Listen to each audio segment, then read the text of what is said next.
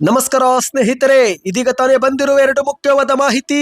ರೈತರಿಗೆ ಪಿಎಂ ಕಿಸಾನ್ ಸಮ್ಮಾನ್ 20ನೇ ಕಂತು ಹಣ ಪಡೆಯಲು ಈ ಕೆಲಸ ಮಾಡುವುದು ಕಡ್ಡಾಯ.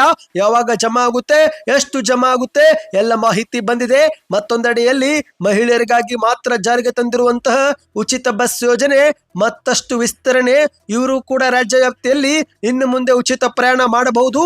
ಎರಡು ಸುದ್ದಿಗಳನ್ನು ಡೀಟೇಲ್ ಆಗಿ ನೋಡೋಕ್ಕಿಂತ ಮೊದಲು ನೀವು ನಮ್ಮ ಚಾನೆಲ್ಗೆ ಮೊದಲು ಬಾರಿ ಭೇಟಿ ಕೊಡ್ತಾ ಇದ್ರೆ ಕೆಳಗೆ ಕಾಣುವ ಸಬ್ಸ್ಕ್ರೈಬ್ ಬಟನ್ ಮೇಲೆ ಕ್ಲಿಕ್ ಮಾಡಿ. ಪಕ್ಕದಲ್ಲಿ ಒಂದು ಗಂಟೆ ಕಾಣಿಸುತ್ತೆ, ಅದು ಕೂಡ ಒತ್ತಿ. ಇದರಿಂದ ಕರ್ನಾಟಕದ ಮುಖ್ಯವಾದ ಮಾಹಿತಿಗಳು ನಿಮಗೆ ಸಿಗುತ್ತವೆ. ವಿಡಿಯೋಗೆ ಲೈಕ್ ಮಾಡ್ತಾ ವಿಡಿಯೋನ ಪೂರ್ತಿಯಾಗಿ ನೋಡಿ. ಹೌದು ಸ್ನೇಹಿತರೆ, ದೇಶದ ಕೋಟ್ಯಾಂತರ ರೈತರ ಬ್ಯಾಂಕ್ ಖಾತೆಗಳಿಗೆ ಶೀಘ್ರವೇ 2,000 ರೂಪಾಯಿ ಜಮೆ ಮಾಡಲಿದೆ. ಕೇಂದ್ರದ ಸರ್ಕಾರ ಪಿಎಂ ಕಿಸಾನ್ ಸಮ್ಮಾನ್ ನಿಧಿ ಯೋಜನೆಯ 20ನೇ ಕಂತು ರೈತರ ಬ್ಯಾಂಕ್ ಖಾತೆಗೆ ಹಾಕಲು ಸಿದ್ಧತೆ ಮಾಡ್ತಾ ಇದೆ. ಹೌದು, ಪ್ರತಿ ವರ್ಷಕ್ಕೆ 6,000 ರೂಪಾಯಿ ಕೊಡುವಂತಹ ಪಿಎಂ ಕಿಸಾನ್ ಸಮ್ಮಾನ್ ನಿಧಿ ಯೋಜನೆಯಲ್ಲಿ ಇಲ್ಲಿವರೆಗೆ 19 ಕಂತುಗಳನ್ನು ಜಮೆ ಮಾಡಲಾಗಿತ್ತು. ಇದೀಗ 20ನೇ ಕಂತಿನ ಮುಹೂರ್ತ ಫಿಕ್ಸ್ ಆಗಿದೆ.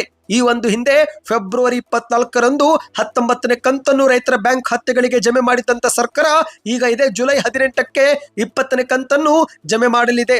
ಲೆಕ್ಕಾಚಾರ ಪ್ರಕಾರ ಜೂನ್ ತಿಂಗಳಲ್ಲಿನೇ ಹಣ ಜಮೆ ಆಗಬೇಕಾಗಿತ್ತು.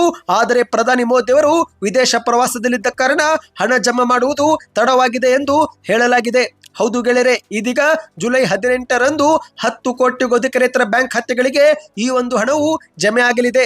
ಬಿಹಾರದಲ್ಲಿ ಪ್ರಧಾನಿ ಮೋದಿ ಅವರು ಜುಲೈ 18ಕ್ಕೆ ದೊಡ್ಡ ಕಾರ್ಯಕ್ರಮದಲ್ಲಿ ಭಾಷಣ ಮಾಡಲಿದ್ದು, ವೇದಿಕೆ ಮೇಲೆ ಒಂದು ಬಟನ್ ಒತ್ತುವ ಮೂಲಕ ಕೋಟ್ಯಾಂತರ ರೈತರ ಬ್ಯಾಂಕ್ ಖಾತೆಗಳಿಗೆ ತಲಾ 2,000 ರೂಪಾಯಿ ಜಮೆ ಆಗಲಿದೆ.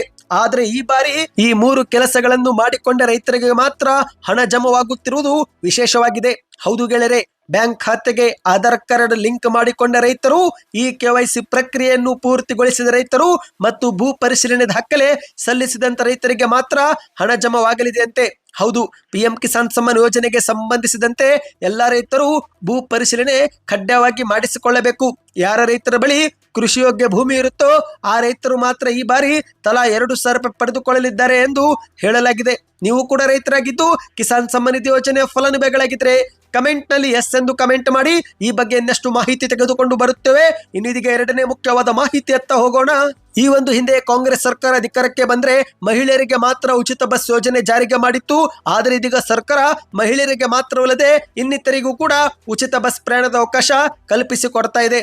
ಹೌದು ಗೆಳೆಯರೆ, ಇಂದು ರಾಜ್ಯ ಸರ್ಕಾರದ ಶಕ್ತಿ ಯೋಜನೆಯಿಂದಾಗಿ ರಾಜ್ಯಾದ್ಯಂತ ಮಹಿಳೆಯರಿಗೆ ತುಂಬಾನೇ ಅನುಕೂಲವಾಗಿದೆ. ಈ ಒಂದು ಯೋಜನೆ ಯಶಸ್ವಿಗೊಂಡಿದ್ದು ಸರ್ಕಾರಕ್ಕೆ ಒಳ್ಳೆ ಹೆಸರು ತಂದುಕೊಟ್ಟಿದೆ.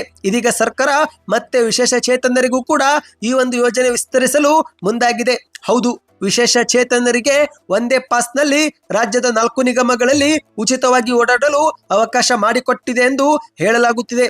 ಅಂಧತ್ವ ಹೊಂದಿರುವ ವಿಶೇಷ ಚೇತನರು ರಾಜ್ಯ ವ್ಯಾಪ್ತಿಯಲ್ಲಿ ಇನ್ನು ಮುಂದೆ ಪ್ರಯಾಣವನ್ನ ಮಾಡಬಹುದು ಎಂದು ಹೇಳಲಾಗಿದೆ.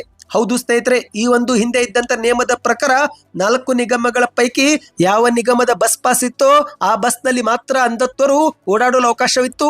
ಆದರೆ ಇನ್ನು ಮುಂದೆ ಯಾವುದೇ ಒಂದು ನಿಗಮದ ಪಾಸ್ ಇದ್ರೆ ಸಾಕು, 4 ನಿಗಮಗಳ ಬಸ್ಗಳಲ್ಲಿ ಉಚಿತವಾಗಿ ಸಂಚಾರ ಮಾಡಬಹುದು. ಅಂದ್ರೆ ಸ್ನೇಹಿತರೆ, ರಾಜ್ಯ ವ್ಯಾಪ್ತಿಯಲ್ಲಿ ಯಾವುದೇ ಬಸ್ ಬೇಕಾದರೂ ಇನ್ನು ಮುಂದೆ ಹತ್ತಬಹುದು ಎಂದು ಹೇಳಲಾಗಿದೆ. ಈ ಕುರಿತಂತೆ ಸ್ವತಃ ಸಾರಿಗೆ ಸಚಿವರಾಗಿರುವ ರಾಮಲಿಂಗಾರೆಡ್ಡಿ ಅವರು 4 ನಿಗಮಗಳಿಗೆ ಸೂಚನೆ ಕೊಟ್ಟಿದ್ದು ಶೀಘ್ರವೇ ಈ ಒಂದು ಹೊಸ ನಿಯಮ ಜಾರಿಗೆ ಬರಲಿದೆ.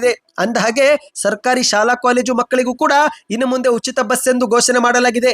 LKG ಯಿಂದ PUC ವರೆಗೆ ಓದುತ್ತಿರುವ ರಾಜ್ಯದ ಸರ್ಕಾರಿ ಶಾಲಾ ಮಕ್ಕಳಿಗೆ ಈ ಒಂದು ಸೌಲಭ್ಯ ಕಲ್ಪಿಸಿಕೊಡಲಾಗಿದೆ. ಹೌದು, ಕರ್ನಾಟಕ ಪಬ್ಲಿಕ್ ಶಾಲೆಯಲ್ಲಿ ಓದುತ್ತಿರುವ ಮಕ್ಕಳಿಗೆ ಮಾತ್ರ ಈ ಒಂದು ಯೋಜನೆ ವಿಸ್ತರಿಸಲಾಗಿದೆ ಎಂದು ಹೇಳಲಾಗಿದೆ. ಸದ್ಯಕ್ಕೆಷ್ಟೇ ಇತ್ತು. ಈ 2 ಮಾಹಿತಿ ಇಷ್ಟವಾಗಿದ್ದರೆ ಪ್ರತಿಯೊಬ್ಬರು ವಿಡಿಯೋಗೆ ಲೈಕ್ ಮಾಡಿ. ಮುಂಬರುವ ಮಾಹಿತಿಗೋಸ್ಕರ ಚಾನಲ್ಗೆ ಸಬ್ಸ್ಕ್ರೈಬ್ ಮಾಡ್ತಾ ವಿಡಿಯೋನ ಲೈಕ್ ಮತ್ತು ಶೇರ್ ಮಾಡಿ.